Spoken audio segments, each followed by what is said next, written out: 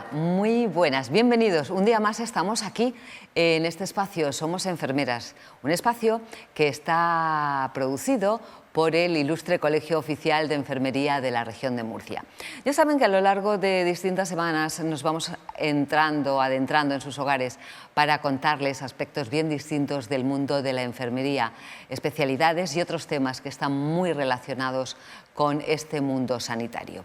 Y hoy vamos a hablar de un tema que considero que es importante. Ustedes, estoy convencida que ya han oído hablar durante meses atrás del mismo, pero bien merece que nos detengamos y con tranquilidad podamos relajarnos y hablar con claridad en torno a este asunto. Nos vamos a poner en situación. Una primera ola, un desconfinamiento coincidiendo con el verano, llega el mes de agosto y los casos de COVID que empiezan a proliferar. El número va en aumento y yo diría que el inicio de plena segunda ola, nos encontramos con que la sorpresa, el Gobierno de la Nación, final de septiembre del año pasado, 2020, toma la decisión de lanzar un Real Decreto, y me van a permitir que les lea textualmente. Real Decreto 2920 de medidas urgentes en materia de teletrabajo en las administraciones públicas y de medidas urgentes de recursos humanos en el Sistema Nacional de Salud, o dicho de otro modo, en la sanidad pública, en esa que nos afecta a todos nosotros. Lejos de presentar un alivio, este Real Decreto lo que ocasionó y propició en el mundo sanitario fue toda una convulsión. Ninguno, y sin excepciones, ninguno de los sectores implicados dentro del mundo sanitario estaba de acuerdo con este Real Decreto.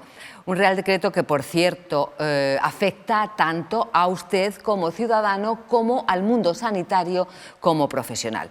Para hablar de este Real Decreto 2920 hemos invitado, y aquí tenemos con nosotros, dos representantes del mundo de la enfermería. Por una parte, gracias por acompañarnos, está con nosotros Daniel Morillas. Él es enfermero especialista y nos va a contar cosas que son más que interesantes, aunque ya saben, sí, ustedes dirán, a mí me suena Daniel, pues sí, ya nos ha acompañado en la temporada anterior hablando de las matronas, de su asociación y de su mundo, pero hoy como enfermero especialista está con nosotros. Gracias, Daniel, por estar aquí con nosotros. Manuela, gracias por invitarme.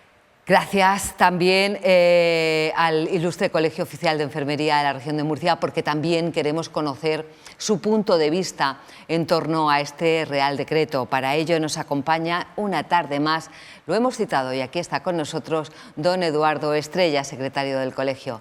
Gracias por acompañarnos y por estar con nosotros para hablar de este tema que ocupa y preocupa al mundo sanitario y al mundo de la ciudadanía. Muy buenas tardes a todos y muchas gracias por haberme traído también al programa con Daniel. Pues un placer el contar con ambos aquí. Vamos a entrar directamente en el asunto. Yo sé que todavía puede colear mucho, pero señor Morillas, en su opinión, ¿este Real Decreto supone o puede suponer riesgo para la salud de los pacientes, de los ciudadanos en general? A ver, las autoridades sanitarias y los profesionales sanitarios estamos obligados a ser posible a mantener la mayor seguridad para los usuarios posible dentro de nuestros recursos. Y lógicamente este Real Decreto sí que puede llegar a poner en peligro la seguridad de los pacientes, porque capacita a los servicios sanitarios autonómicos a contratar especialistas que no tienen la especialidad para ejercer como tales.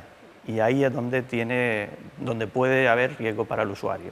Vamos a ser un poquito más explícitos. Un especialista que es contratado como especialista en algo que no es su rama. Por ejemplo, alguien que pueda ser contratado como enfermero matrona cuando no tiene la especialidad. Efectivamente, uno de los puntos de ese Real Decreto aclara que las enfermeras que aprobaron el EIR en el año pasado, en 2020, pueden ser contratadas para ejercer como especialistas lógicamente sin tener la formación práctica ni teórica oportuna. evidentemente sí que es un menoscabo para la salud y sí puede ser preocupante para el paciente que se ponga en manos de esa persona que sí puede tener otro tipo de formación, pero no la especialidad para atendernos en determinadas cosas. ¿Solamente son esos los motivos que han llevado al personal de enfermería a rechazar ese Real Decreto? O si seguimos ahondando, encontramos, probablemente sin ahondar mucho, otros motivos. Sí, a ver, realmente este Real Decreto se trata de un paso atrás, es un menosprecio a nuestro sistema formativo de especialidades actual.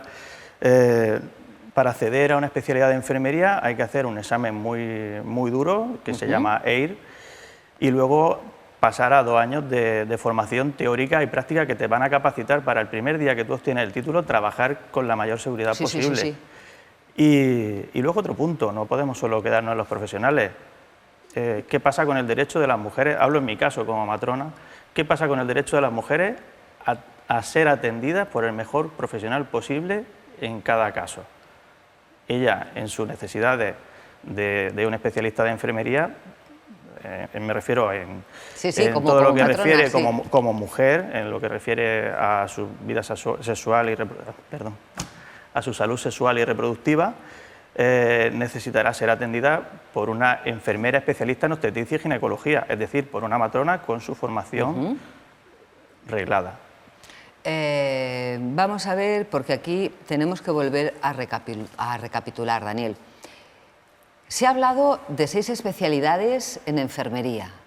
¿Están desarrolladas? ¿Cómo están realmente esas especialidades? Porque parece que se daban unos pasos hacia adelante y de golpe es como si estuviésemos regresando, no al futuro, sino regresando al pasado. Sí, regresando al pasado.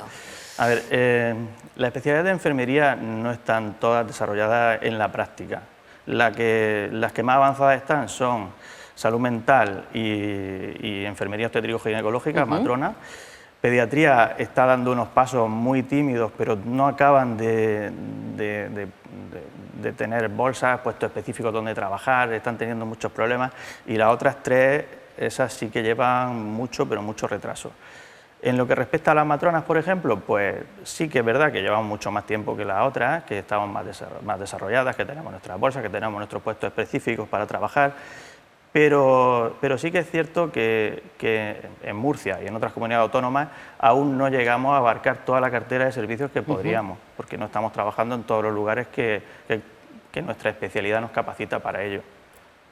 Y la Administración, claro, ahí todavía con la boca callada y en las universidades sin saber a dónde dirigirse. La Administración de Murcia está haciendo esfuerzos, podrían impulsarlo mucho más, pero bueno, estos cambios suelen ser bastante difíciles porque todo el mundo quiere acercar el ascua a su sardina y va muy despacio, pero sí que, por ejemplo, las matronas estamos consiguiendo cada vez llegar un poco más lejos y incrementar nuestra cartera de servicios. Pues vamos a hablar de esos servicios, pero sobre todo me interesa, y la primera pregunta para el secretario del Ilustre Colegio de Enfermería. Señor Estrella, necesitamos conocer cuál es el posicionamiento real que ha hecho el colegio, porque no podemos olvidar que en la región de Murcia son aproximadamente 7.500 los enfermeros que hay colegiados. Entonces, ¿cuál es el posicionamiento? ¿Qué piensa? ¿Qué dice? ¿Qué hace el Colegio de Enfermería de la región de Murcia? Ante todo, son mucho más de 7.500 enfermeros los que hay. No, he dicho colegiados. Colegiados, efectivamente.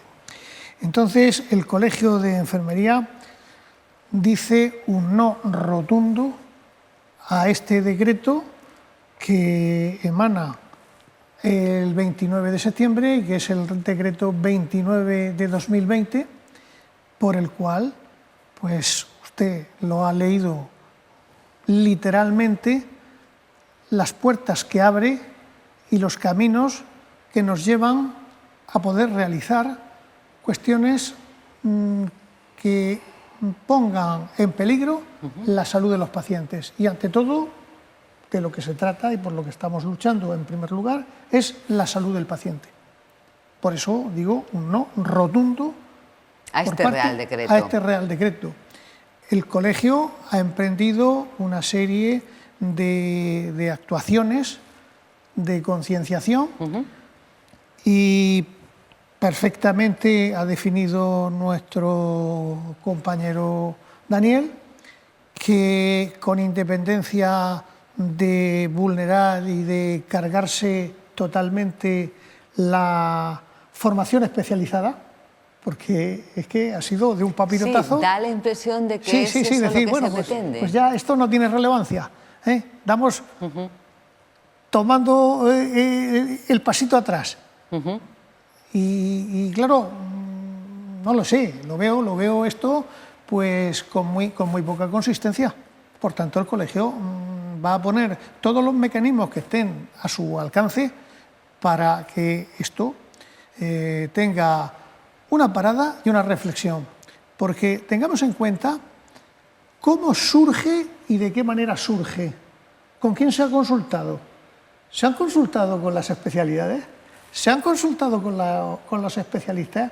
Sí, la COVID-2019 nos viene a desembocar en una problemática bastante seria de necesitar cubrir plazas y abordar la seguridad del paciente. Pero no, es que no la estamos abordando con seguridad. O sea, vamos a abordar la seguridad del paciente, pero con seguridad, con especialistas, no abriendo una vía falsa, porque esto es abrir una vía falsa de formación. No digo que en sí mismo lo sea, pero es el primer paso para que se produzca un tamiz por donde entre, ¿no? A mí sí me preocupa que pueda ser una vuelta al pasado y que obtengamos títulos de especialistas simplemente por trabajar un determinado tiempo en una planta, en una unidad, sin tener una formación programada, teórica y práctica que realmente me capacite a mí para trabajar no en esa unidad, sino con un determinado grupo de pacientes o usuarios. Claro. Porque claro, a ver, yo no me puedo ir a trabajar 6 meses con mi mecánico y que el hombre me enseñe a cambiar aceite y luego ponerme yo un taller de mecánica. Es un ejemplo un poco absurdo. Sí, es burdo, pero es real, es decir, es muy gráfico. Nos podemos hacer una idea de la situación, efectivamente. Y esto pues nos podría ir abocando a eso, al pasado, a tener especialidades sin programa. En toda Europa se está haciendo así, todo el mundo tiene sus programas. Y nosotros también los tenemos, que de hecho estuvimos muchos años sin formar matronas porque tuvimos que adaptar nuestros programas formativos a los programas de la Unión Europea. Y ahora vamos a dar un paso atrás. No, eso no puede ser. Bueno, eso no debe ser.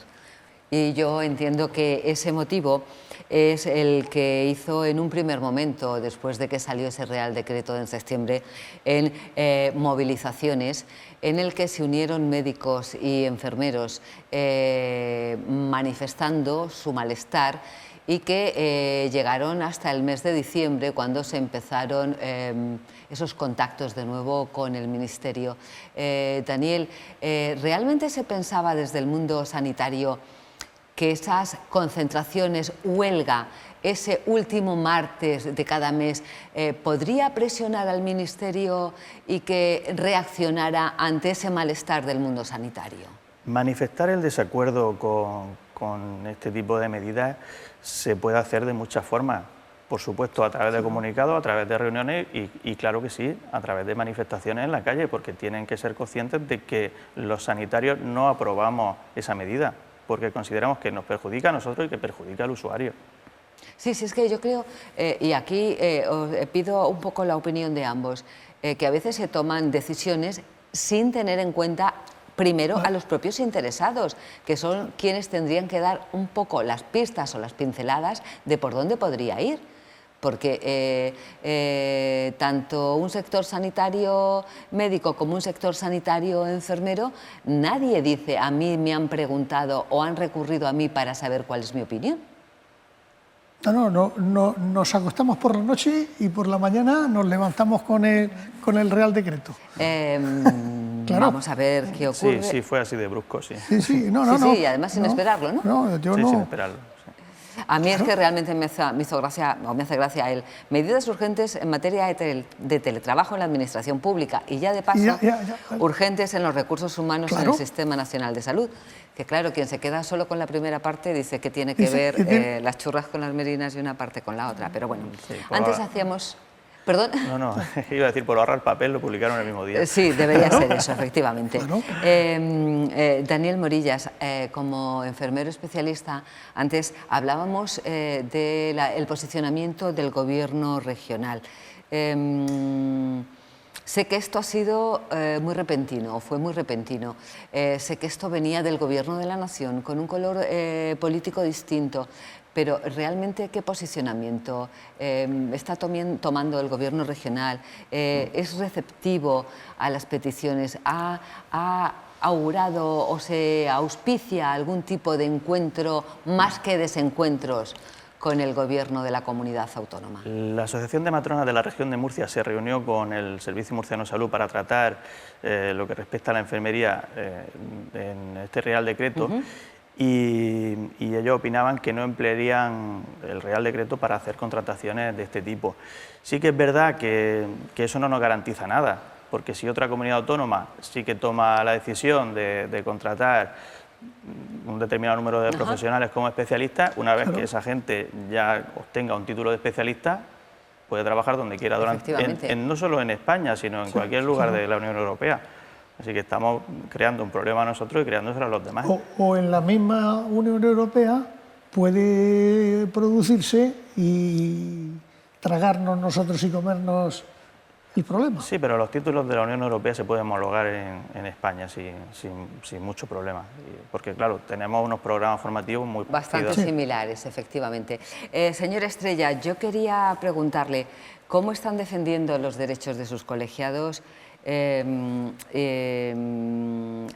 todo, ¿cómo piensan contraatacar esta posición? Porque estaba claro que ustedes apoyaban esas manifestaciones o esa huelga de todos los últimos martes de mes, pero ahora, ¿qué acciones más están realizando, han realizado o piensan emprender?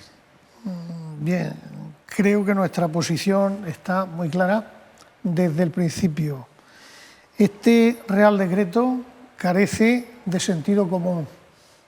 Entonces, hay que apelar al sentido común, que es una de las facetas en las que corresponde al colegio trabajarla de cara a la sociedad y a la administración, porque a la sociedad hay que concienciarla de que esto es un serio y un grave problema para ellos. Indudablemente, la seguridad del paciente con este sentido común no se verá afectada, con lo que esos mecanismos los podremos ralentizar. Valga, por ejemplo, abundar en el ejemplo que antes nos ha puesto nuestro compañero Daniel.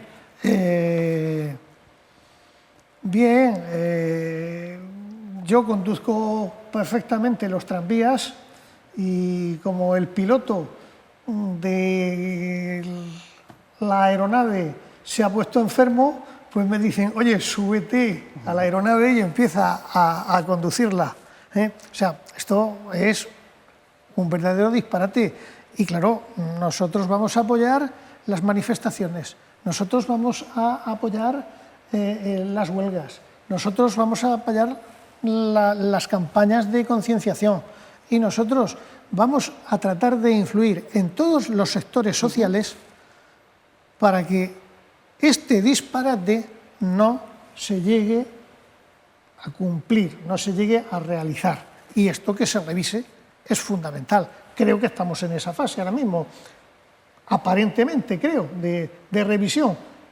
Se han parado, se detiene, vamos a ver si, como acabo de decir, el sentido común se impone y efectivamente... Sí, yo deseo que sea así también. Claro, porque si no, habrá que, como muy bien has dicho antes, emplear nuevas medidas y nuevas fórmulas para que esto quede paralizado. Sí, o por lo menos se reconduzca. Daniel, yo antes de finalizar quiero que nos cuentes, el día 27 de marzo están convocadas esas plazas porque ya al final es un lío, me lo contabas al principio. El día 27 se tienen que examinar los MIR y los EIR. con fechas que no son las suyas, con plazos del ejercicio 20 que han entrado más tarde. Cuéntanos cómo está esa situación, por favor.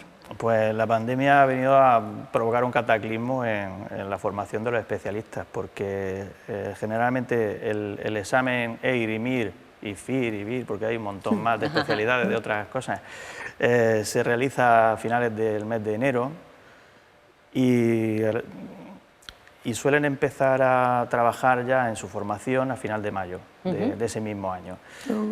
En 2020 pues directamente hubo un montón de retraso y en lugar de empezar a final de mayo empezaron a final de septiembre a formarse, así que vamos a llevar ahí un pequeño desfase de unos cuantos meses que espero que al final no nos cause quebraderos de cabeza. Y este año también, en 2021, vamos a retrasar el examen, así que probablemente también se retrasará la incorporación y estaremos unos cuantos años, que espero que no sean muchos, antes de volver a normalizar todo. A la situación anterior. Sí, o igual descubrimos que es mejor así, ya veremos. Bueno, pues tendremos que dar para eso tiempo al tiempo. Sí. Muchísimas gracias, Eduardo Estrella, secretario del Ilustre Colegio de Enfermería. Muchísimas gracias, Daniel Morillas, por acompañarnos en una ocasión como esta para explicarnos todo lo que hay en torno a ese Real Decreto 2920. Y a todos ustedes, muchísimas gracias por acompañarnos una tarde más, una noche más, un día más desde sus hogares. La próxima semana tendremos otro tema interesante relacionado con el mundo de la enfermería para trasladarles y para contarles. Y ustedes ahí, bien, desde su casa, para que estén al tanto de todo cuanto ocurre en torno al mundo de las enfermeras. Nada más por hoy. Que sean felices. Hasta la próxima semana.